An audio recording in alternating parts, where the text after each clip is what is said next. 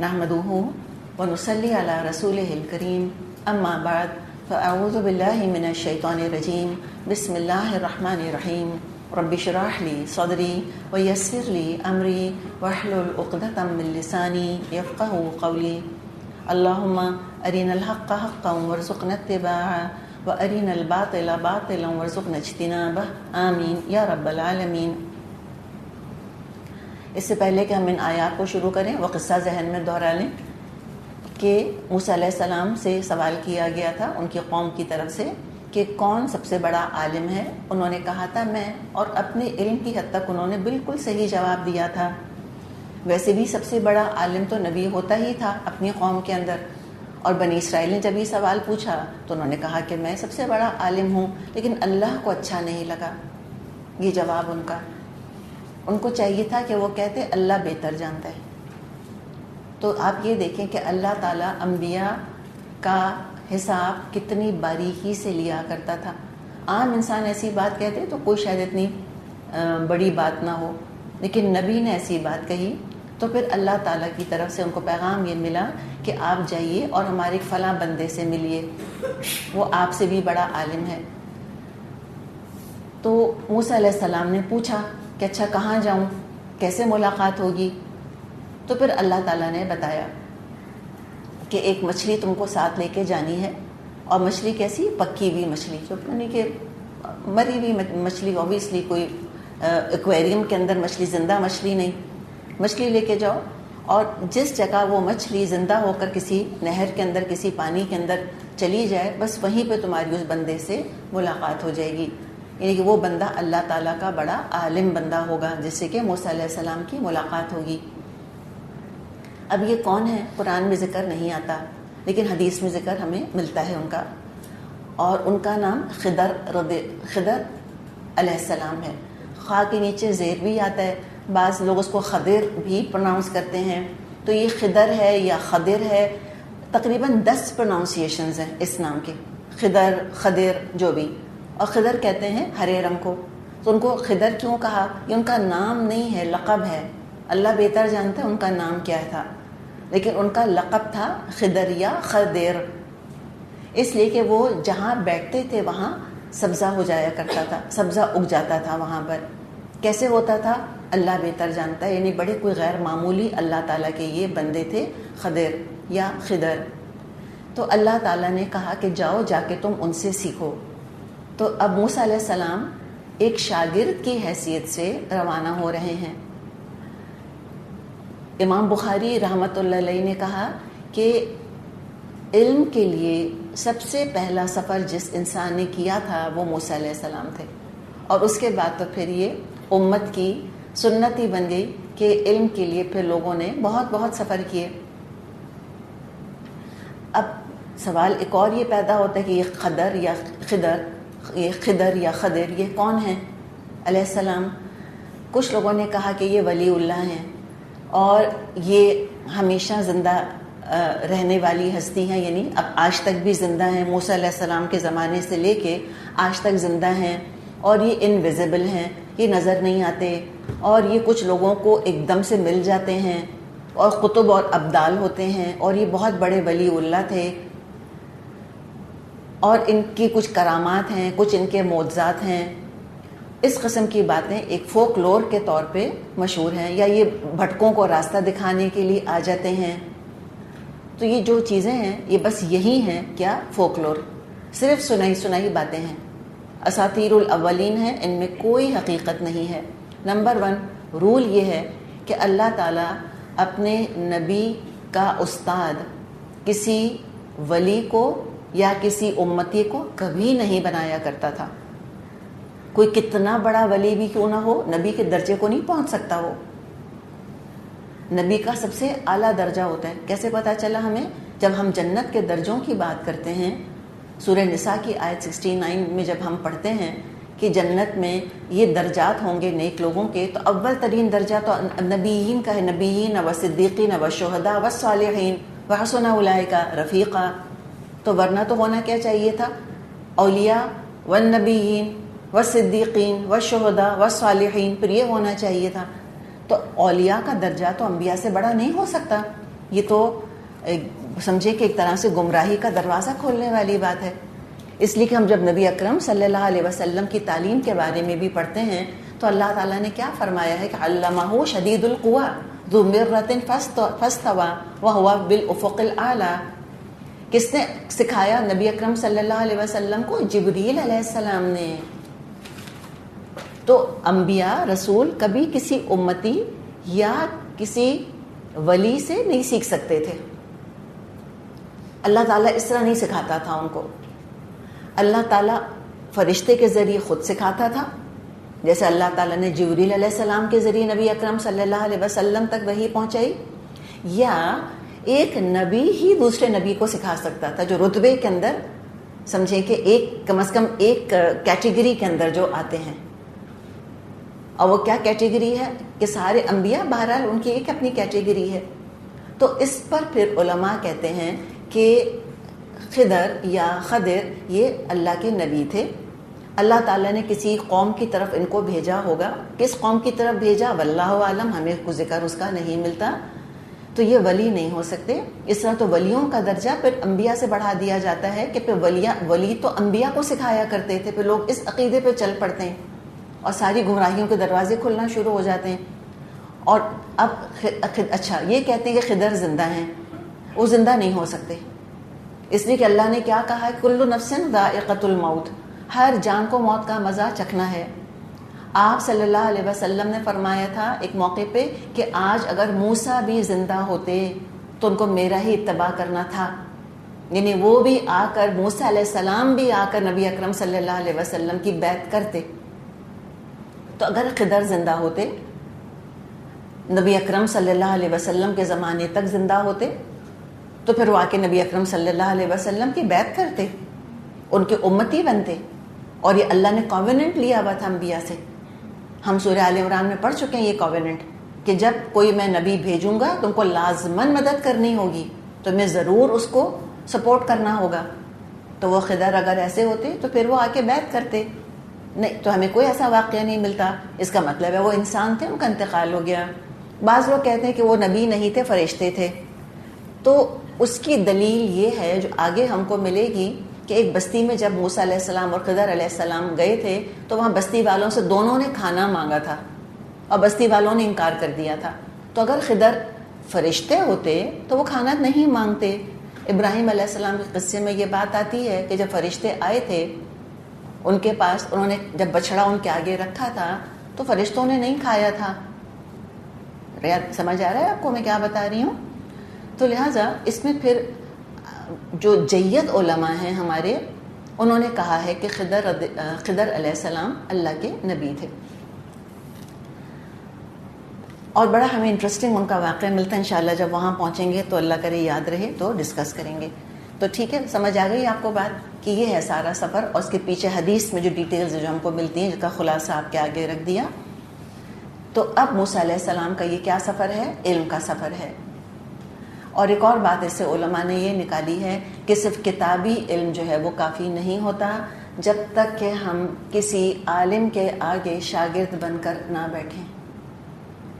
وہ یہ کہتے ہیں کہ جو لوگ صرف اپنی کتاب کو امام بنائیں گے، صرف کتاب کو استاد بنا لیں گے، وہ جتنی غلطیوں کا ازالہ کریں گے اس سے زیادہ بڑی بڑی غلطیاں کریں گے خود. کیا مطلب؟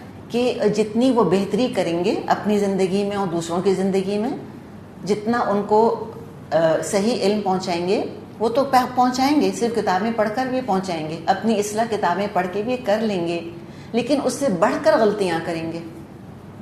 اس لیے کہ اگر انہوں نے کوئی نتیجہ اخذ کیا ہوگا تو وہ کسی عالم کے آگے اس کو پیش نہیں کر سکیں گے کہ پتہ چلے کہ بھئی یہ جو میں نے نتیجہ اخذ کیا ہے یہ درست ہے یا نہیں ہے. تو اللہ تعالیٰ سے نعمتوں کی جب ہم دعا کریں، ایک نعمت مانگیں استاد، اچھا استاد، کہ رب زدنی علما، نہیں تو ہم دعا کرتے ہیں کہ اللہ میرا علم بڑھا دے. تو علم کیسے بڑھے گا جب تک استاد نہیں ہوگا؟ اتنی خوش قسمتی ہے انسان کی کہ انسان کے پاس کوئی ریفرنس ہو، کوئی ایسا استاد ہو، کوئی بات سمجھ میں نہ آئے ہم کہیں اچھا فلاں سے پوچھ کے بتاتے ہیں. الحمدللہ.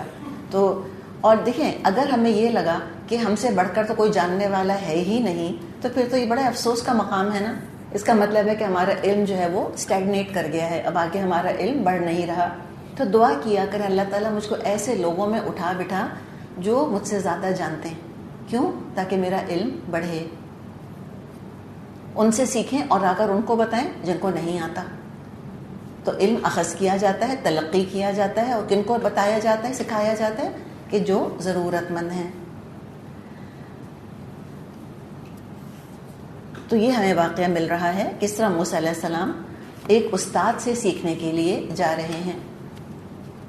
تو علماء خاص طور پہ آج کل وارن کرتے ہیں کہ دیکھیں کوئی گوگل یا ویکیپیڈیا کے تھرو ڈاکٹر نہیں بنتا، انجینئر نہیں بنتا، لیکن ریلیجس اسکالر سب بن جاتے ہیں. وہ باقاعدہ تو شیخ گوگل ہی کہنے لگ گئے اب تو ہر چیز خالی گوگل سرچ سے نہیں ملتی. اب گوگل پہ سرچ کرنا شروع کریں من مانا فتویٰ مل جائے گا. تو آن لائن شاپنگ خالی چیزوں کی نہیں ہوتی، فتووں کی بھی ہو رہی ہے. تو ضرور ایک استاد ہونا چاہیے، بلکہ ملٹیپل استاد ہونے چاہیے. دعا یہ کرنی چاہیے. اسی کے استادوں کی اپنی اپنی شخصیت ہوتی ہے، اپنی اپنی پرسنالٹیز ہوتی ہے، ان کی اپنی مختلف اسٹرینتھس ہوتی ہیں، ان کی اپنی ڈفرینٹ ویکنیسز ہوتی ہیں. تو انسان ڈفرینٹ لوگوں سے جب پڑھتا ہے تھوڑا سا ان سے لیتا ہے، تھوڑا سا ان سے لیتا ہے. ٹھیک ہے. الحمدللہ ڈاکٹر اسرار احمد سے ایسے آمنے سامنے بیٹھ کے تو نہیں پڑھا، ویسی کلاسز تو نہیں لیتے تھے، لیکن اللہ تعالیٰ نے موقع دیا ملاقات کا، بات چیت کا. ان کا اپنا انداز، ان کی اپنی ایک شخصیت. پھر الحمدللہ ڈاکٹر فرحت ہاشمی سے پڑھنے کا اتفاق ہوا. اللہ تعالیٰ ان کے درجے بلند کرے، ان کو قائم رکھے، اور ڈاکٹر اسرار کی اللہ تعالیٰ مغفرت کرے. ان کے ساتھ الحمدللہ باقاعدہ بیٹھ کے پڑھنے کا اتفاق ہوا. تو بالکل مختلف شخصیتیں تھیں دونوں کی. ڈاکٹر اسرار کی اپنی شخصیت ہے، ڈاکٹر فرحت کی اپنی شخصیت ہے. میرا کبھی کبھی دل چاہتا تھا ایک ڈبے میں دونوں کو ڈال کے اور ملا دوں. ایک ان کی ایک مردانگی اور ان کی سختی ڈاکٹر اسرار کی، بس 2 ٹوک بعد. وہ تو لٹرلی کہتے تھے کہ سمجھتے ہو تو سمجھو، ورنہ وہ جو آتا ہے نا سورہ توبہ میں کہ فتربصوا، اگر یہ ساری محبتیں تم کو اللہ اور رسول اس کے راستے میں جہاد کرنے سے زیادہ محبوب ہیں، احب الیکم الی اللہ ورسولہ وجہاد فی سبیلہ فتربصوا، تو جاؤ جا کے انتظار کرو. تو وہ یہ نہیں کہتے تھے انتظار کرو، کہتے جاؤ دفع ہو جاؤ. وہ یہ کہا کرتے تھے اللہ ایسوں کو ہدایت نہیں دیتا، ایسی بات کرتے تھے. اور ڈاکٹر فرحت نے یہی جب آیت پڑھ کے ہم کو تفسیر کرائی تو ان کی سویٹنس آپ ذرا سنتی، کہاں وہ سختی تھی اور کہاں یہ ان کا انداز تھا. تو الحمدللہ ان سے بھی سیکھا، الحمدللہ ان سے بھی سیکھا. تو دعا کرنی چاہیے اللہ تعالیٰ سے کہ اللہ ملٹیپل استاد میری زندگی میں آئیں، کئی استادوں سے میں سیکھوں. ان کی شخصیتوں سے بھی انسان سیکھتا ہے. بڑی بڑی انٹرسٹنگ شخصیتیں ہوتی ہیں استادوں کی، بڑے مزے کی ہوتی ہیں، اور اتنے پیارے ہوتے ہیں. اس قدر پیار آتا ہے اپنے استاد کے اوپر کہ دل چاہتا ہے کہ انسان دل میں بٹھا لے ان کو لے جا کر. ہر چیز ان کی اچھی لگتی ہے، نور برستا نظر آتا ہے ان کے اوپر سے، خوابوں میں آتے ہیں وہ. یہ حال ہو جاتا ہے انسان کا. تو یہ بہت خوش قسمتی، اور اللہ ہمیں نیک استاد دے، اللہ ہمیں متقی استاد دے. بات ساری یہ ہے اللہ ہمیں وہ استاد دے جن سے کہ اللہ اور اللہ کے رسول راضی ہوں. بات یہ ہے ساری. اور پھر علم کے اندر تو دیکھیں بعض دفعہ ہوتا ہے کہ ایک استاد سے محبت یا ان کی عزت کرنے کا یا ان سے سیکھنے کا مطلب یہ نہیں ہے کہ ہم اس استاد کو اللہ یا رسول کے درجے پر لے جا کر بٹھا دیں اور ہم کہیں کہ یہ تو کبھی غلطی کر ہی نہیں سکتے. ایسے تھوڑی کوئی ہوتا ہے، انسان ہے.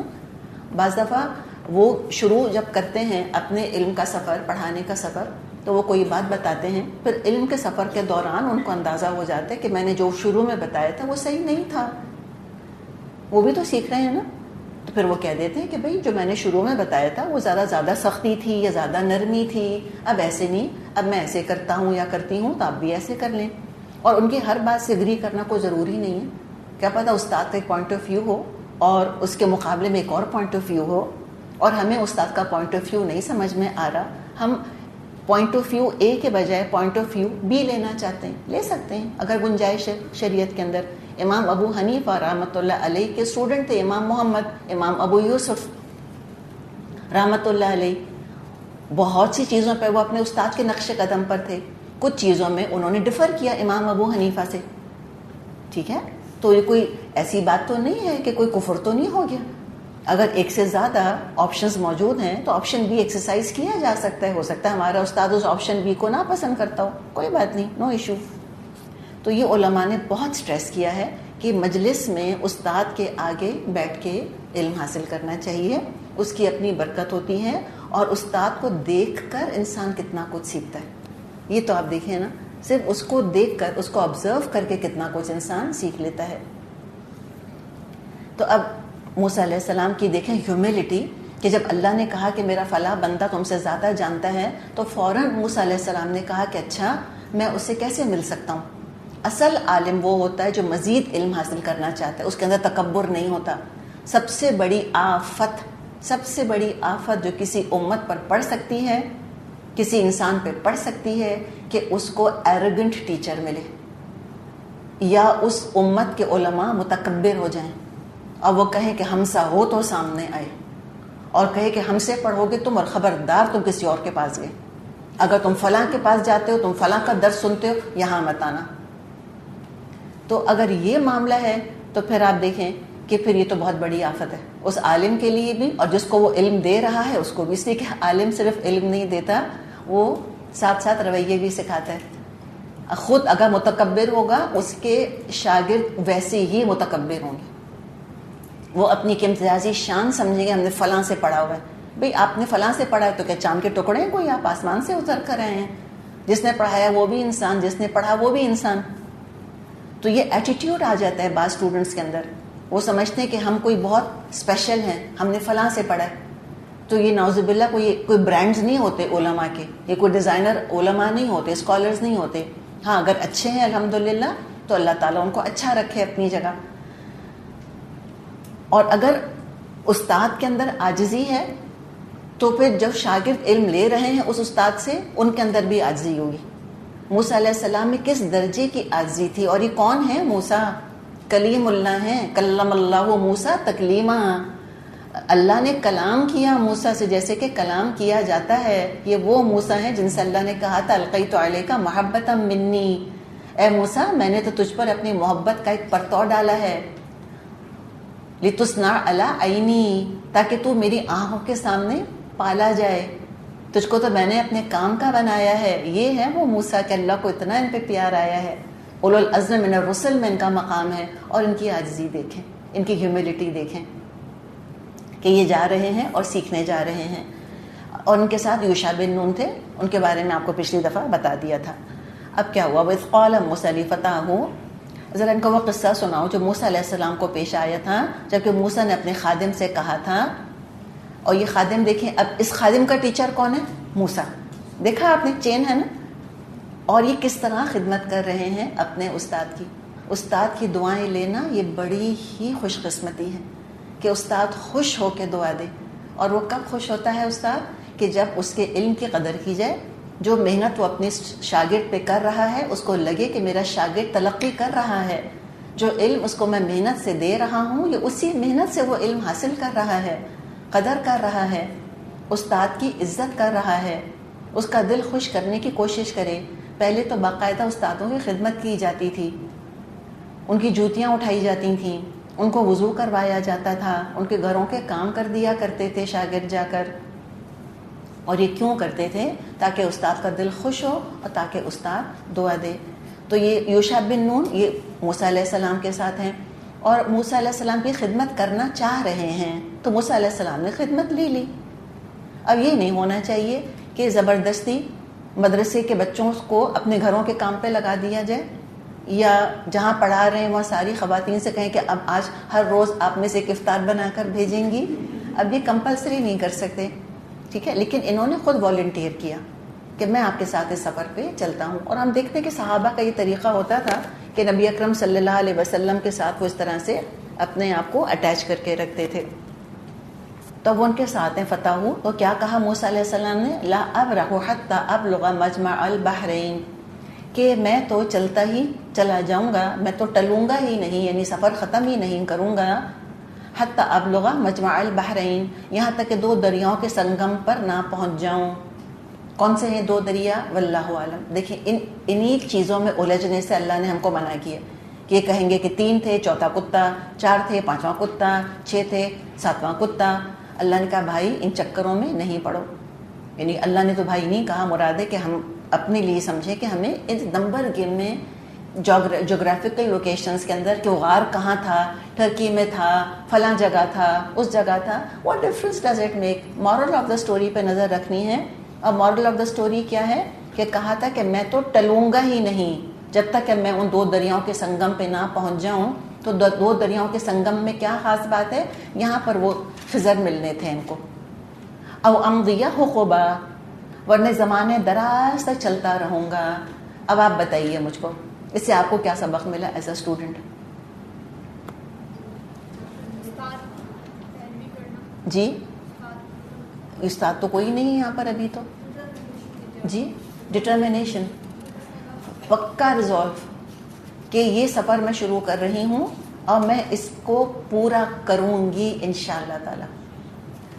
ان کا کہ لا ابرحو، میں ٹلوں گا نہیں حتی ابلغ مجمع البحرین او امضیہ حقبا، ورنہ میں چلتا چلا جاؤں گا. میں تو سالوں سال چلتا رہوں گا. یہ علم کا سفر ہے. تو یہ اسٹوڈنٹ کے اندر یہ ڈٹرمنیشن ہونا چاہیے. آتے ہیں ایڈمیشن لینا ہوتا ہے کسی کورس کے اندر، افی آتے ہیں، ہاف ہارٹیڈ آتے ہیں، اور پہلا ٹیسٹ آنے سے پہلے وہ چھٹ چکے ہوتے ہیں. تو یہ تو کبھی بھی نہیں سیکھ سکیں گے ایسے لوگ. اپس اینڈ ڈاؤنس آتے ہیں سفر کے اندر، نشیب و فراز آتے ہیں سفر کے اندر، غیر معمولی صورتحال پیدا ہو سکتی ہے جیسے کہ ہماری ہو گئی ہے. لیکن جو علم کے لیے آ گیا وہ اپنا سفر کبھی بھی نہیں چھوڑتا آدھا. وہ کبھی آدھے راستے سے مڑ نہیں جاتا، وہ کبھی ٹھٹک نہیں جاتا، وہ کبھی بھٹکتا نہیں ہے. وہ چلتا رہتا ہے کہ جب تک پورا نہیں ہوگا میں چھوڑنے والوں میں سے نہیں ہوں. اب کیا ہوا؟ فلما بلغا مجمع بینہما، جب وہ سنگم پر پہنچے. کس سنگم پہ؟ دو دریاؤں کے سنگم پہ. نسیا حوتہما، اپنی مچھلی سے غافل ہو گئے. مچھلی کیا نشانی تھی؟ کہ اس دو دریاؤں کے سنگم پہ وہ مچھلی جو ہے وہ نکل کر چلی جائے گی، یہ نشانی تھی، اور یہیں پر ان کو ملاقات کرنی تھی. فاتخذ سبیلہ فی البحر سربا، اور وہ نکل کر اس طرح دریا میں چلی گئی جیسے کوئی سرنگ لگی ہوئی ہو. تو جو مردہ مچھلی زندہ ہو کر سرنگ سی بنا کر، اب دیکھیں مچھلی تو سپلیش کر کے چلی جاتی ہے نا، یہ مچھلی جب پانی میں گئی تو ایک ٹنل کی طرح چلتی چلی گئی. یہ بھی بڑا اسٹرینج طریقہ تھا اس کا. تو اس نے ایک عجیب طرح سے ٹنل بنایا پانی کے اندر اور پانی میں چلی گئی. اچھا یہ یوشع بن نون نے دیکھا تھا، یہ آگے ہم کو پتا چلے گا. موسیٰ علیہ السلام نے نہیں دیکھا تھا. موسیٰ علیہ السلام ایک جگہ پہنچے تھے، تھکن کی وجہ سے آنکھ لگ گئی تھی، وہ سو گئے تھے. یوشع بن نون انہوں نے دیکھا تھا کہ مچھلی پانی میں چلی گئی. سوچا ہوگا اچھا ابھی اٹھتے تو میں بتاتا ہوں ان کو، پھر ان کو یاد نہ رہا. اب کیا ہوا؟ فلما جاوزا، آگے جا کر جب دونوں آگے بڑھ گئے. جاوزا کیا؟ ایک اپوائنٹڈ جگہ سے آگے نکل جانا. قال علی فتاہ، موسیٰ علیہ السلام نے اپنے خادم سے یعنی اس لڑکے سے کہا، آتنا غداءنا، لاؤ ہمارا ناشتہ. لقد لقینا من سفرنا ھذا نصبا، آج کے سفر میں تو ہم بری طرح تھک گئے ہیں. اب بتائیں ایز اے اسٹوڈنٹ کیا ریلیٹ کیا آپ نے؟ کیا چیزیں ریلیٹ کریں؟ تھکن کا. جی علم کا سفر تھکانے کا سفر ہے. من طلب العلا سہر لیالی، جو اعلیٰ درجے چاہتا ہے پھر وہ راتوں کو جاگے، اور جو بغیر مشقت کی اعلیٰ درجے پانا چاہتا ہے اس نے تو بالکل محال چیز کی دراصل تمنا کی ہے، وہ ملنے والا نہیں. یہ burning the night lamp, burning the night oil, یہ تو طلب علم کا لازمی حصہ ہے. نیند پر کمپرومائز کرنا، آرام پہ کمپرومائز کرنا. اور دوسری چیز، پڑھنے بیٹھے نہیں کہ بھوک لگی نہیں. لگتی ہے بھوک؟ ہاں کتنی بھوک لگتی ہے نا، خاص طور پہ جو گھر میں بیٹھ کے آن لائن اسٹوڈنٹس پڑھ رہے ہیں، اللہ ہی رحم کرے ان کے اوپر. تو اس لیے کہ یہاں تو ہم بھوک لگے تب بھی نہیں کھا سکتے، وہاں تو کہتے ہیں چلو آدھے گھنٹے کا درس سن لیے، چلو کچھ کھاتے ہیں، بھوک لگ رہی ہے، چلو ذرا چائے پی لیتے ہیں، فریش ہو جاتے ہیں. تو یہ بھوک کا لگنا اور پھر یہ تھکن کا ہونا، یہ تو علم کے سفر کی لازمی چیزیں ہیں. اور دوسری چیز کیا ہوئی؟ دیکھیں چل تو کب سے رہے تھے، لیکن جب اپوائنٹڈ جگہ سے آگے بڑھے تو تھکن کا احساس ہوا. آپ بھی سنتی رہتی ہیں 12 بجتے ہی آپ کو لگتا ہے اب تو ہم بہت تھک گئے. بتائیں مجھے ہوتا ہے کہ نہیں ہوتا؟ ہوتا ہے نا. اگر آپ سے کہا جائے نا کہ آج 12:30 تک کلاس ہے، آپ 12:30 تک فریش رہیں گی. لیکن جب آپ کو پتہ ہے کہ 12 بجے کلاس اوور ہونی ہے اور 12:05 بھی ہو جاتے ہیں، وہ 5 منٹ آپ سچی بات ہے ایز اے اسٹوڈنٹ ہم سب ریلیٹ کر سکتے ہیں کہ وہ 5 منٹ کتنے بھاری پڑتے ہیں انسان کے اوپر. ٹھیک ہے, تو وہ جب آگے بڑھے تو کہا کہ بھئی ہم تو بہت تھک گئے. قال, خادم نے کہا, یوشع بن نون نے, ارأیت, کیا آپ نے دیکھا, اذ اوینا الی الصخرہ, جب ہم نے چٹان کے پاس آرام کیا تھا, جب ہم چٹان کے پاس ٹھہرے تھے, فإنی نسیت الحوت, تو دیکھا تھا آپ نے کیا ماجرا پیش آیا, مجھے مچھلی کا خیال نہ رہا. وما انسانیہ الا الشیطان ان اذکرہ, اور شیطان نے مجھ کو ایسا غافل کر دیا کہ میں اس کا ذکر کرنا آپ سے بھول گیا. واتخذ سبیلہ فی البحر عجبا, اور مچھلی تو عجیب طریقے سے نکل کر دریا میں چلی گئی. تو بتایا کہ ہم اوور شوٹ کر گئے ہیں اس جگہ سے, مچھلی تو پانی میں وہاں چلی گئی تھی. تب سوچنے کی بات دیکھیں کہ یہ ہے کہ کیا یوشع بن نون کو حیرت نہیں ہوئی کہ مردہ مچھلی زندہ ہوئی اور پانی کے اندر سرنگ لگا کر وہ ایک طرح سے تیرتی چلی گئی؟ حیرت نہیں ہوئی ان کو؟ آپ بتائیں.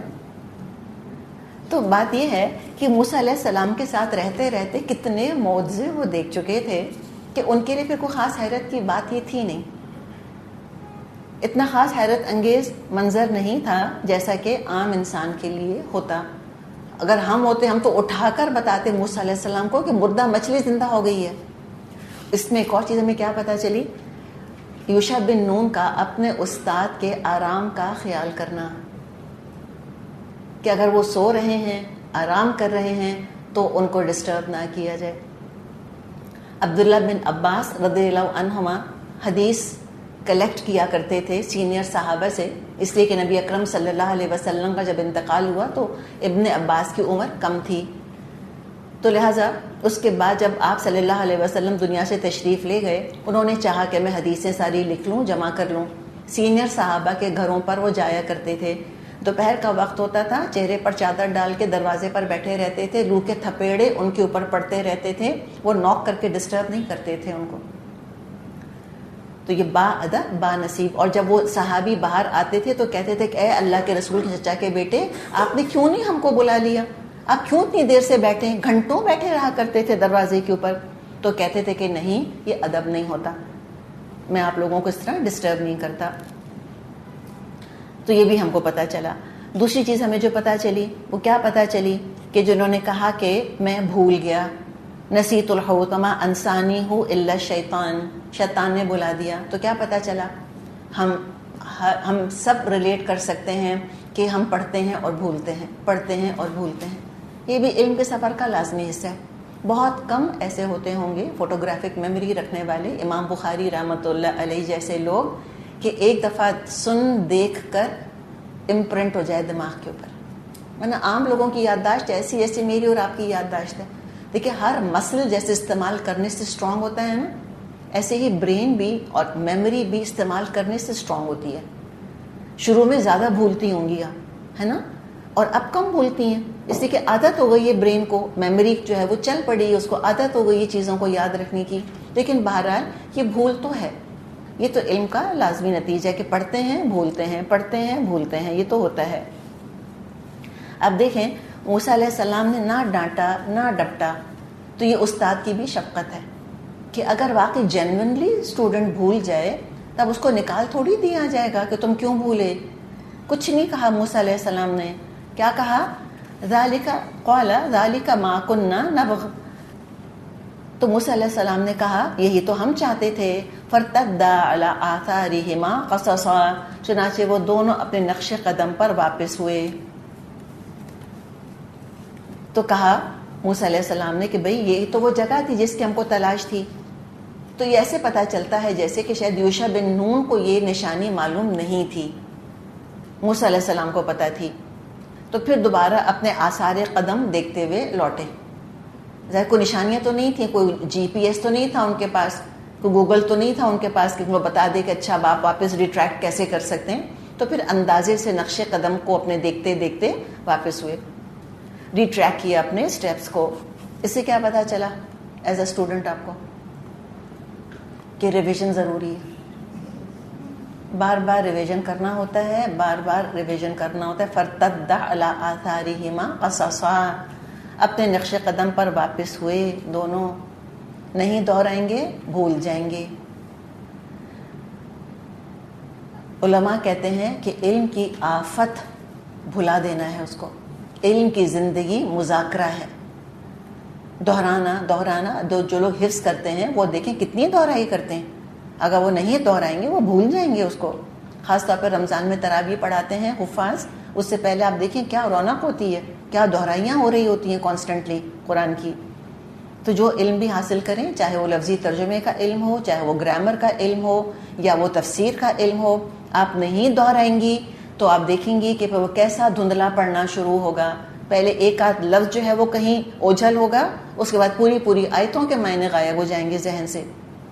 تو بار بار دہرانا چاہیے. کم سے کم آپ ایک ٹارگٹ رکھیں کہ میں کم از کم لفظی ترجمہ منیمم میں 3 times دہرا لوں گی. کم سے کم منیمم 3 دفعہ دہراؤں گی. اور پھر آپ اس کو 3 دفعہ دہرا لیں گی پورے لفظی ترجمے کو, انشاءاللہ وہ کافی حد تک پختہ ہو جائے گا. اور یہی باقی علوم کا بھی معاملہ ہے. اچھا, اب پھر واپس لوٹے. اب کیا ہوا؟ فَوَجَدَ عَبْدًا مِّنْ عِبَادِنَا آتَيْنَاهُ رَحْمَةً مِّنْ عِنْدِنَا وَعَلَّمْنَاهُ مِن لَّدُنَّا عِلْمًا. وہاں انہوں نے ہمارے بندوں میں سے ایک بندے کو پایا جس سے ہم نے اپنی رحمت سے نوازا تھا اور اپنی طرف سے خاص علم عطا کیا تھا. یہ ہیں خضر.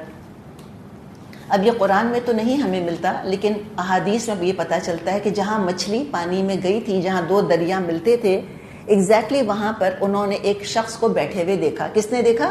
موسیٰ اور یوشع نے. وہاں گئے اور موسیٰ علیہ السلام نے ان کو سلام کیا, کہا السلام علیکم. اور تمام آسمانی مذاہب میں یہی طریقہ رہا ہے تحیہ کا, گریٹنگ کا. جیوز بھی کہتے ہیں شلوم علیکم. علیکم تو پتہ نہیں کہتے ہیں کہ, لیکن شلوم, ان کے شلوم لفظ آتا ہے نا, شلوم علیکم. ہم کہتے ہیں السلام علیکم. کرسچنس کے اندر ایک لیٹن فیز ہوا کرتا تھا جو وہ اب تک استعمال کیا کرتے تھے, اب تو نہیں کرتے. اس کا مطلب بھی تھا کہ تم پر سلامتی ہو. یہ 3 ہی ہے نا مونوتھئسٹ ریلیجنز, تو ان سب کے ہاں سلام کا طریقہ یہ ہے. تو جب یہ سلام کیا انہوں نے خضر کو, تو انہوں نے کہا خضر نے کہ تمہاری سرزمین میں کیا اس طرح سلام کیا جاتا ہے؟ تو موسیٰ علیہ السلام نے کہا ہاں. تو کیا پتہ چلا کہ خضر ایسی سرزمین میں رہتے تھے جو مشرکوں کی ہوگی, پیگنز کی ہوگی, لوگ سلام نہیں کرتے تھے وہاں پر. اور خضر موسیٰ علیہ السلام کو دیکھ رہے ہیں, تو انہوں نے دیکھا, ان کو کہا کہ تمہاری سرزمین میں کیا اس طرح سلام ہوتا ہے؟ تو انہوں نے کہا کہ جی. تو پوچھا خضر نے کہ تم کون ہو؟ خضر کو نہیں پتا تھا. اللہ نے حالانکہ اتنی چیزوں کا علم دیا تھا لیکن اس کا علم نہیں دیا. تو کسی کے اندر کوئی کل علم تو نہیں کسی کے پاس ہوتا, اتنا ہی علم ہوتا ہے جو اللہ دیتا ہے. لا علم لنا الا ما علمتنا, یہ تو فرشتوں نے کہہ دیا تھا. تو پوچھا کہ تم کون ہو؟ تو موسیٰ علیہ السلام نے کہا میں موسیٰ ہوں. تو پھر خضر نے کہا کہ اچھا موسیٰ من بنی اسرائیل, تم بنی اسرائیل والے موسیٰ ہو؟ تو خضر نے ان کا نام سنا ہوا تھا. دیکھیں تھے تو دونوں نبی, اگر ہم نبی ان کو مانیں, تھے تو دونوں نبی, لیکن بہرحال موسیٰ علیہ السلام کا رتبہ تو زیادہ تھا نبی کی حیثیت سے. ان کا نام تو اولو العزم من الرسل میں آتا ہے موسیٰ علیہ السلام کا. ان کی تو شان ہی کچھ اور ہے, نو ڈاؤٹ. اور زیادہ مشہور ہستیوں کے نام لوگوں نے سنے ہوتے ہیں, اور جو اتنے مشہور نہیں ہوتے ان کے نام نہیں سنے ہوتے. تو تھے تو ایک ہی لیگ میں, لیکن آبویسلی موسیٰ علیہ السلام کا مرتبہ تو ان سے زیادہ تھا. تو ان کی شہرت پہنچ چکی تھی خضر تک کہ اچھا تم وہ ہو موسیٰ جو بنی اسرائیل کے موسیٰ ہیں؟ تو انہوں نے کہا ہاں. اور پھر انہوں نے بتایا کہ میں خضر ہوں, اپنا بتایا. اللہ نے کیا کہا ہے؟ عبدا من عبادنا, ہمارے بندوں میں سے ایک بندہ. ان یوزول علم تھا لیکن کوئی بہت بڑی بات نہیں تھی اللہ کے لیے. عبدن, ایک بندہ ہمارے بندوں میں سے. آتیناہ رحمتا من عندنا, اللہ فرما رہا ہے کہ ہم نے اپنے پاس سے ان کو علم دیا تھا. وہ علم کیا تھا آگے کے واقعات سے پتہ چلے گا. اور کیا تھا؟ اپنے پاس سے یعنی کہ رحمت دی تھی اور علم دیا تھا. اچھا من لدنا, اس کا لٹرل ٹرانسلیشن ہوگا خاص اپنے پاس سے. ایک ایسے سورس سے اللہ نے ان کو علم دیا تھا جو کہ جس سے کہ باقی انسانوں کو اس سورس سے علم نہیں دیا جاتا. من لدنا علما. اس سے بھی پتہ چلا, علماء اشارہ یہ لیتے ہیں کہ پھر وہ نبی تھے, اس لیے کہ اللہ تعالیٰ انبیاء کو خصوصی طور پر سکھایا کرتا تھا, ایک خصوصی چینل کے ذریعے سکھایا کرتا تھا. تو اللہ تعالیٰ نے موسیٰ علیہ السلام کو شریعت کا علم دیا تھا, اور خضر کو اللہ تعالیٰ نے اپنی مشیت نافذ کرنے پر مامور کیا ہوا تھا، تقدیر کے فیصلوں کا علم دیا تھا. دیکھیے دو چیزیں ہیں، شریعت اور مشیت. شریعت سمجھتی ہے نا، عین کے ساتھ شریعت. مشیت حمزہ سے آتا ہے، میم شین یا حمزہ تا. مشیت کا اللہ کی مرضی. شریعت کے احکامات یہ عالم شہادہ میں انسانوں پر نافذ ہوتے ہیں. ٹھیک ہے. ایک اور طرح کے احکامات ہیں وہ جو اللہ تعالیٰ نے کائنات پہ نافذ کیے ہوئے، یونیورسل لاز، فزیکل لاز، یہ بھی اللہ کے احکامات ہیں. ٹھیک ہے نا. تو شریعت کے احکامات ہوتے ہیں. احکامات کون سے ہوتے ہیں؟ شرعی ہوتے ہیں اور کونی ہوتے ہیں. تو شرعی کونی احکامات یہ عالم شہادہ میں ہیں. اچھا، اس کے پیچھے سے کیا ہو رہا ہے جس کو ہم تقدیر کے فیصلے کہتے ہیں؟ غیب میں کچھ فیصلے ہو رہے ہوتے ہیں جن کا اثر دنیا میں ظاہر ہو رہا ہوتا ہے. تو وہ فیصلے کون کرتا ہے؟ وہ بھی اللہ ہی کر رہا ہوتا ہے. جو تقدیر کے فیصلے ہوتے ہیں، تو ان تقدیر کے فیصلوں کا کچھ علم اللہ تعالیٰ نے خضر کو دیا ہوا تھا. یہ اللہ تعالیٰ کے وہ تقدیر کے فیصلے امپلیمنٹ کروا رہے تھے. تو شریعت تو ظاہر پر عمل کرتی ہے، مشیت پردے کے پیچھے سے کام کرتی ہے. سمپل سی مثال سمجھیں ساری چیزوں کی. ٹرین چلانی ہے، ٹھیک ہے، ریل گاڑی ہے. سگنل گرین اور ریڈ ہوتا ہے نا، ٹرین کا بھی گرین ہوتا ہے تو ٹرین چلتی ہے، ریڈ ہوتا ہے تو ٹرین رکتی ہے. اب مختلف طرح کے لوگ یہ ٹرین کا چلنا دیکھ رہے ہیں. صحیح. ایک نے کہا کہ دراصل یہ جو گرین لائٹ ہے یہ ٹرین چلاتی ہے، اس میں طاقت ہے، اور ریڈ لائٹ ٹرین کو روک دیتی ہے. ایک نے یہ کہا. اگلے نے کہا نہیں، ریڈ اور گرین لائٹ سے تھوڑی کچھ ہوتا ہے، یہ تو دراصل یہ انجن کے پارٹس ہیں جو چلا رہے ہیں اس کو، اس سے ٹرین چلتی ہے، اس سے تھوڑی چلتی ہے. تیسرے نے کہا نہیں، یہ تو الیکٹرک پاور سے یا اسٹیم پاور سے چلتی ہے، الیکٹریسٹی نہ ہو یا اسٹیم پاور نہ ہو تو یہ انجن کے پارٹس کام نہیں کر سکتے. یہ کہا.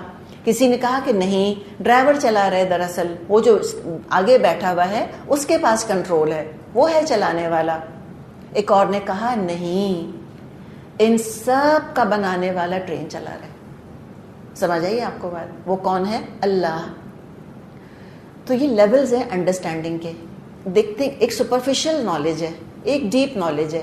مثال کے طور پہ گھڑی سامنے لگی ہے، ایسے دیکھنے میں لگتا ہے کہ اس کے جو ہینڈز ہیں یہ خود ہی چل رہے ہیں، اس کی سوئیاں خود ہی چل رہی ہیں. دیکھنے والے کو تو ایسے ہی لگتا ہے نا، لیکن اگر ہم اس کو کھولیں تو پیچھے پوری مشینری ہے جو لگی ہوئی ہے، جس کی جو گیئرز لگے ہوئے ہیں، گیریاں لگی ہوئی ہیں، اس سے یہ ساری سوئیاں جو ہیں وہ حرکت کر رہی ہیں. تو یوں سمجھیں کہ یہ فساد ہٹا کر اور پیچھے جو اللہ تعالیٰ کے فیصلے نافذ ہوتے ہیں، تقدیر کے فیصلے، یہ وہ ایک جھلک ہے جو اللہ تعالیٰ موسیٰ علیہ السلام کو دکھا رہا ہے. اور یہ اللہ کے تقدیر کے فیصلے کون نافذ کر رہے ہیں یہاں پر؟ خضر علیہ السلام. کلیئر بات سمجھ آئیے آپ کو؟ یہ ان کا معاملہ ہے.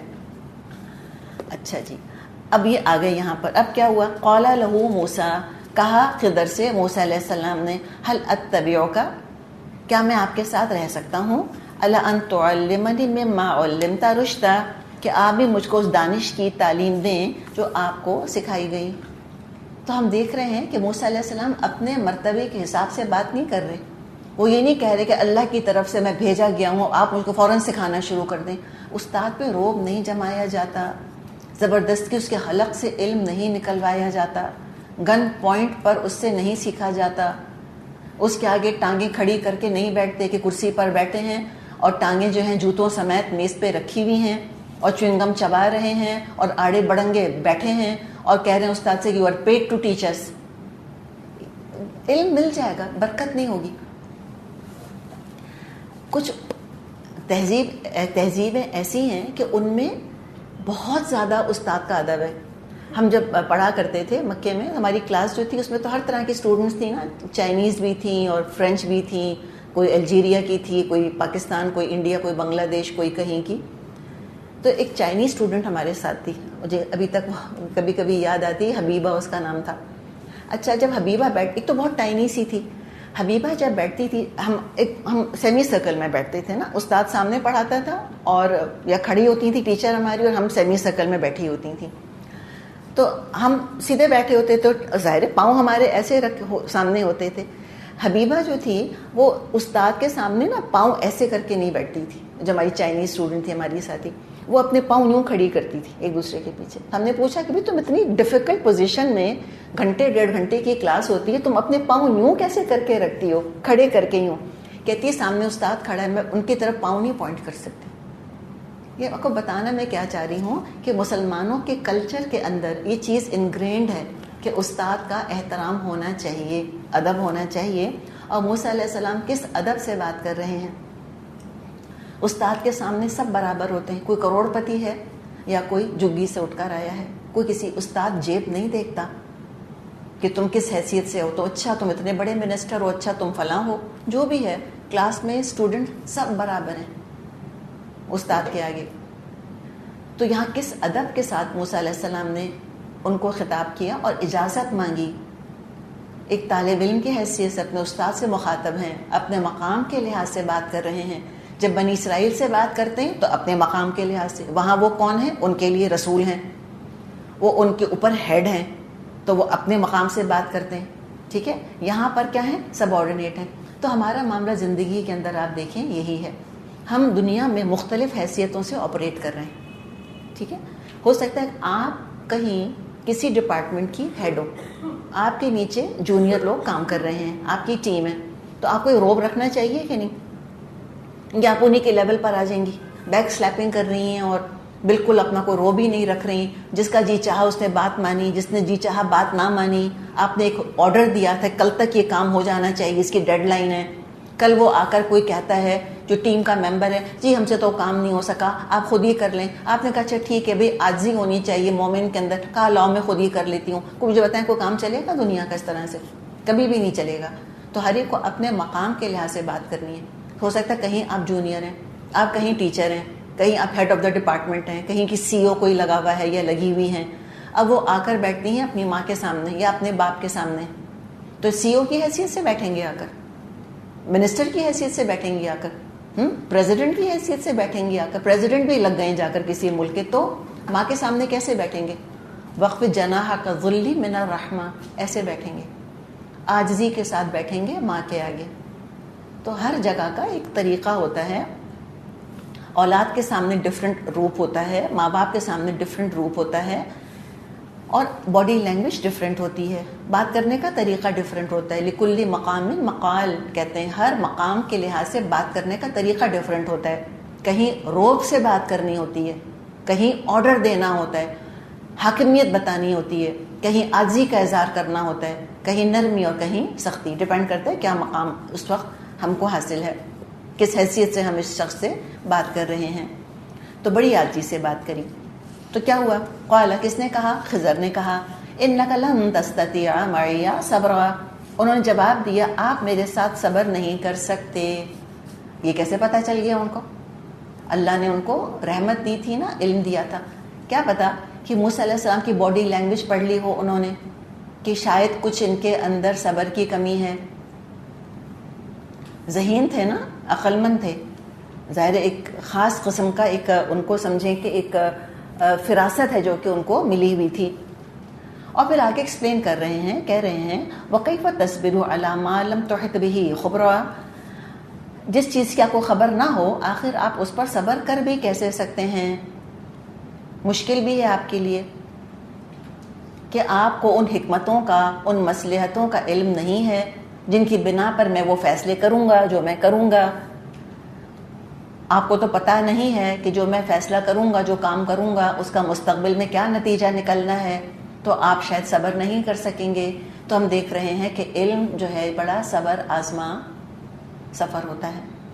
بغیر صبر کے علم حاصل نہیں کیا جا سکتا. کسی نے کہا ہے کہ علم کو دن اور رات کی گردش کے ساتھ ساتھ تھوڑا تھوڑا کر کے علم کو حاصل کرنے کی کوشش کرو. علم یک مشت حاصل نہیں کیا جا سکتا, ایک جھپٹے میں یہ حاصل نہیں ہو سکتا. پانی بھی ہم پیتے ہیں تو پورا گلاس نہیں اونڈیل سکتے اپنے حلق میں ایک گھونٹ میں, گھونٹ گھونٹ کر کے پانی پیا جاتا ہے. تو علم بھی سالوں کا سفر ہے, مدتیں لگ جاتی ہیں کسی چیز کو اپنے گرفت میں لاتے لاتے, اپنی گرفت میں لاتے لاتے. تو کہا کہ آپ صبر کر نہیں سکیں گے.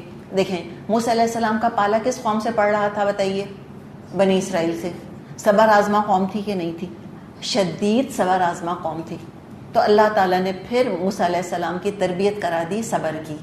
جس چیز کی موسیٰ علیہ السلام کو ضرورت تھی اللہ تعالیٰ نے ان کی ٹریننگ کا انتظام فرما دیا. تو کہا کہ بھئی آپ صبر کریں گی بھی کیسے؟ الا ما لم تحط به خبرا، اس چیز پر جس کا کہ آپ کو علم نہیں.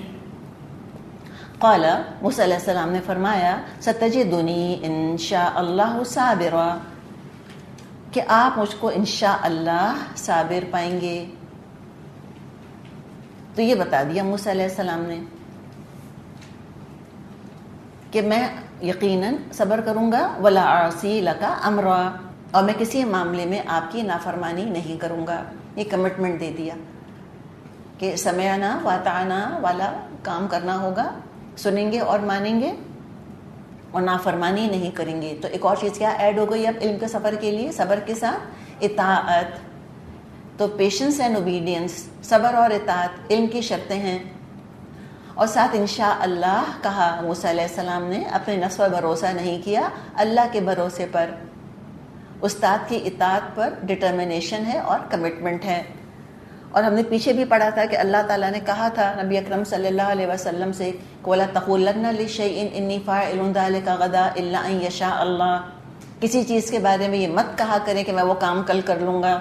کیا کہیں؟ انشاء اللہ.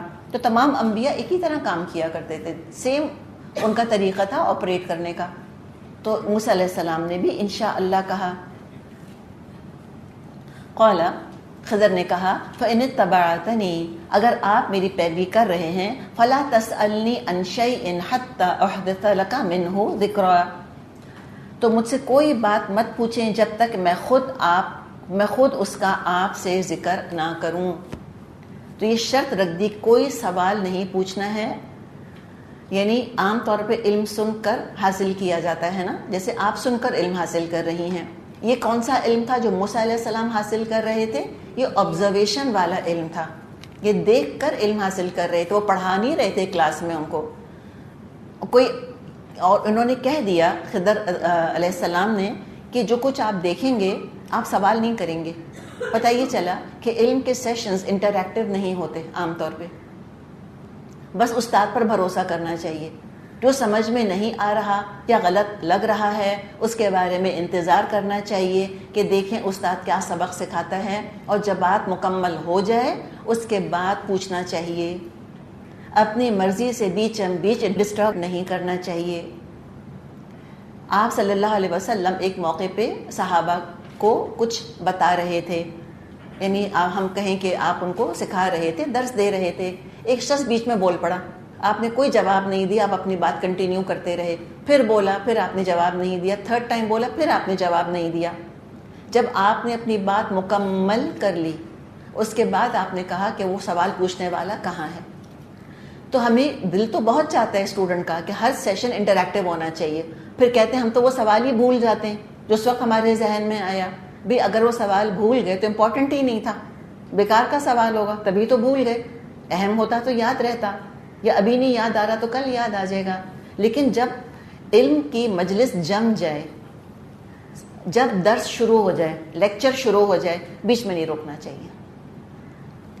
اس سے ہوتا کیا ہے کہ استاد بھی ڈسٹرب ہوتا ہے، اس نے بھی اپنے ذہن کے اندر خیالات جمائے ہوئے ہوتے ہیں کہ اس سیکوینس کے ساتھ مجھے چلنا ہے.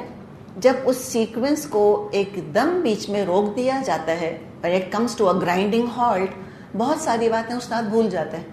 یاد بھی نہیں رہتا کہ اچھا مجھے اب کیا کہنا تھا. بالکل لگتا ہے چڑیاں ہوتی ہیں نا، کسی کے ایک دم بیچ میں بول پڑنے سے لگتا ہے وہ ساری چڑیاں اڑ گئی ہیں جیسے. تو وہ بھی ڈسٹرب ہوتا ہے، اس کا بھی دل بند ہونے لگتا ہے. پھر کیا ہوتا ہے، ایک سوال کی وجہ سے سارے کا سارا جو فوکس ہوتا ہے وہ شفٹ ہو کے رہ جاتا ہے. سوال پر سوال، ایک نے سوال پوچھا، جواب اس کا دیا، اس جواب سے ایک اور سوال کسی کے ذہن میں پیدا ہو گیا، اس کا جواب دیا، پھر تیسری طرف چلا گیا. تو بات ڈائگریس ہو جاتی ہے، کہیں سے کہیں چلی جاتی ہے. جو سمجھ میں آ گیا الحمدللہ، جو نہیں سمجھ میں آیا لکھ لیں اگر وقت مل گیا، نہیں اگر لکھنے کا وقت ملا، سوال بھول گئے، کوئی بات نہیں. کیوں؟ اس لیے کہ علم میں دہرائی ہوتی ہے.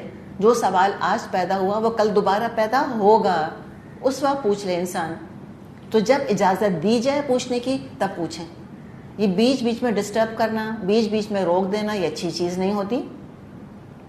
دوسرے ہوتا یہ ہے کہ اگر استاد کی بات سمجھ نہیں آ رہی اور اس کو فوراً وہاں پر روک دیا, اور ہو سکتا ہے جواب جو دیا اس نے وہ سیٹسفائی نہ کر سکا, تو اسے اور 10 مسئلے کھڑے ہو جائیں گے پھر. تو جس سے سیکھنے آئیں بہرحال ٹرسٹ کرنا پڑے گا ہمیں اس کو. وہ فرشتہ نہیں ہے سکھانے والا, یہ نہیں کوئی کہے گا اپنے بارے میں کہ میں عقل کل ہوں, میں تو کبھی غلطی کر نہیں سکتا, لیکن وہ پھر بات کے مراحل ہوتے ہیں, اس وقت کے نہیں. اب یہ سفر شروع ہو رہا ہے تو انہوں نے کہہ دیا, شرط لگا دی, کوئی چیز پوچھنا نہیں مجھ سے جب تک میں خود نہ بتاؤں. فانطلقا, دونوں چلے. اس سے کیا پتا چلا؟ جی یوشا نہیں تھے ساتھ, جی ہاں, ورنہ ہوتا فانطلقوا, تینوں چلے, یعنی سارے ہی چلے. اب یوشا کو بٹھا دیا کہ تم یہاں انتظار کرو, یہ دونوں چلے. اب کیا ہوا؟ حتی اذا رکبا فی السفینۃ خرقها, یہاں تک کہ دونوں جب ایک کشتی میں سوار ہو گئے تو اس شخص نے کشتی میں شگاف ڈال دیا. اس کا بھی ہمیں بیک گراؤنڈ حدیث میں ملتا ہے. ایک سمندر کے کنارے پہنچے, کشتی کھڑی ہوئی تھی وہاں پر, تو وہ کشتی مچھیروں کی کشتی تھی.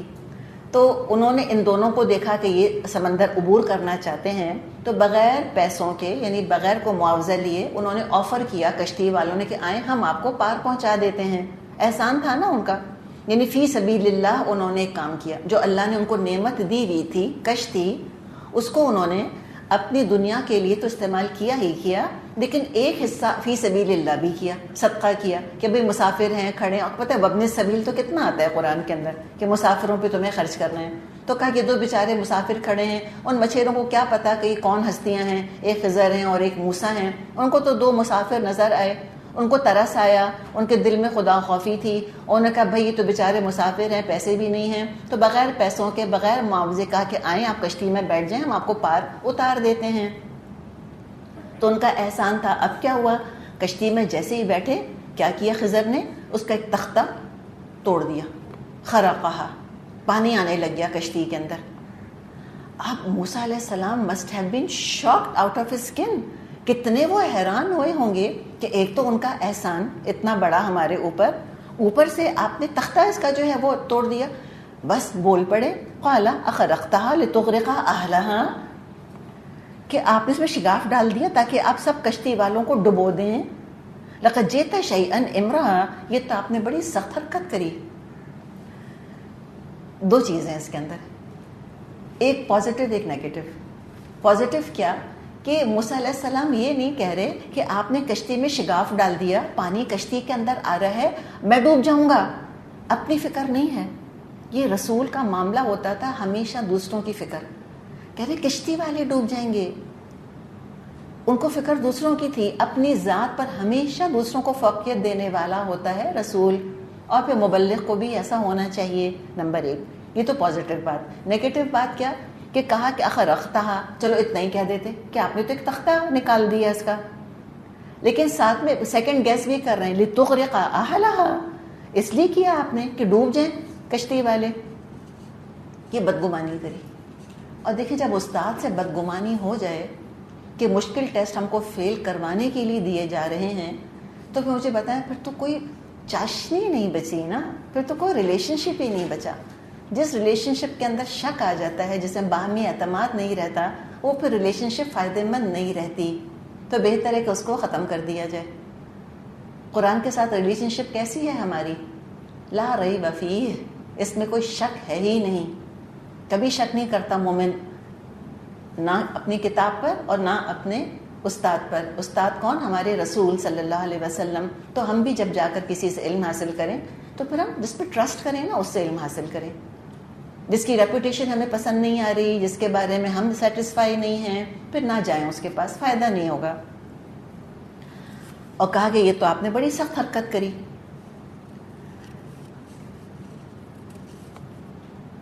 تو یہاں پر ہم نے دیکھا کہ جو موسیٰ علیہ السلام کی عدل کی حس تھی, بہرحال وہ پریشان تو ہو گئی. اسی کے نہیں انل منکر, تو ان کا سیکنڈ نیچر تھا. تو اب یہ سوال نہیں پوچھنے کا جو کہا تھا نا خضر نے, مطلب یہ تھا کہ نہ اپنے تجسس کی وجہ سے سوال کرنا ہے, کیوروسٹی کی وجہ سے سوال نہیں کرنا, نہ استاد کے فیصلوں کو کوشچن کرنا ہے، جرح نہیں کرنی استاد کے اوپر کہ یہ کیوں اور یہ کیوں. تو اب جب یہ سوال کیا اس طرح سے جرح کری موسیٰ علیہ السلام نے، قال خضر نے کہا الم اقل انک لن تستطیع معی صبرا، کیا تم سے میں نے کہا نہ تھا تو میرے ساتھ صبر نہیں کر سکتے؟ تو پہلے ہی اندازہ لگا لیا تھا میں نے تو کہ اب صبر نہیں کر سکیں گے. تو کہا کہ میں نے کہا تھا کہ تم صبر کر نہیں سکو گے. تو موسیٰ علیہ السلام شرمندہ ہو گئے. قال بولے لا تؤاخذنی بما نسیت ولا ترہقنی من امری عسرا. موسیٰ علیہ السلام نے کہا بھول چوک پر مجھ کو مت پکڑیے، میرے معاملے میں آپ ذرا سختی سے کام مت لیجیے. نے ایک طرح سے سوری کہا اور درخواست کی کہ سختی مت کیجیے میرے اوپر. تو کیا پتہ چلا اس سے کہ اسٹوڈنٹ کے معاملے میں ٹیچر کو نرمی کرنی چاہیے، تھوڑا سا کنسیشن دے دینا چاہیے. کس کو؟ نئے اسٹوڈنٹس کو، جو نیو اسٹوڈنٹس ہیں. نئے اور پرانے کے اندر فرق ہوتا ہے. پرانوں کو سکھا دیا، سمجھا دیا، 100 دفعہ بتا دیا، اب نئے آنے والے کی طرح تو ان کو نہیں بن جانا چاہیے بالکل. تو کہا کہ اب پلیز آپ مجھ کو مت پکڑیں، میرا مواخذہ نہ کریں اور آپ اس معاملے میں ذرا آسانی دیں. تو اسٹوڈنٹ کبھی آسانی مانگے تو آسانی دے دینی چاہیے کہ چلو اس ٹیوزڈے کو نہیں تھرسڈے کو ٹیسٹ دے دیں، کوئی بات نہیں کہہ دینا چاہیے. اچھا فانطلقا، پھر دونوں چلے. حتی اذا لقیا غلاما، یہاں تک کہ ان کو ایک لڑکا ملا، غلام ینگ بوائے ملا. فقتلہ، تو خضر علیہ السلام نے قتل کر دیا. حدیث میں آتا ہے کہ لٹرلی اس کا سر پکڑا اور سر پکڑ کر اکھیڑ دیا. موسیٰ علیہ السلام دیکھ رہے ہیں. آپ یہ سوچیں کیا حال ان کا ہوا ہوگا، قتل ناحق آنکھوں کے سامنے دیکھ رہے ہیں. قال، کہا اقتلت نفسا زکیۃ بغیر نفس، آپ نے بے گناہ کی جان لی حالانکہ اس نے کسی کا خون نہیں کیا تھا. نفسا زکیۃ، کوئی قصور نہیں تھا اس کا، کوئی شریعہ کا لا اپلائی نہیں ہو رہا تھا. آپ نے اس نے بغیر اس کے کہ اس نے کسی کو قتل کیا ہو، آپ نے اس کو قتل کر دیا. لقد جئت شیئا نکرا، یہ تو بہت ہی برا کام کیا. اب یہ امرا سے زیادہ سختی ہے نکرا کے اندر. بہت برا کام کیا آپ نے، قتل ناحق. یہ معمولی کام نہیں ہے جو کہ آپ نے کیا. تو اب آگے ہم دیکھیں گے کہ آگے پھر خضر نے کیا جواب دیا. تو یہاں تو الحمدللہ ہمارا پارہ مکمل ہوا. اب آپ بریک لے لیں، پھر انشاءاللہ ہم آگے چلیں گے. 16 پارہ آپ لائی ہیں تو پلیز اس کو کھول کے رکھ لیجیے گا اپنے سامنے.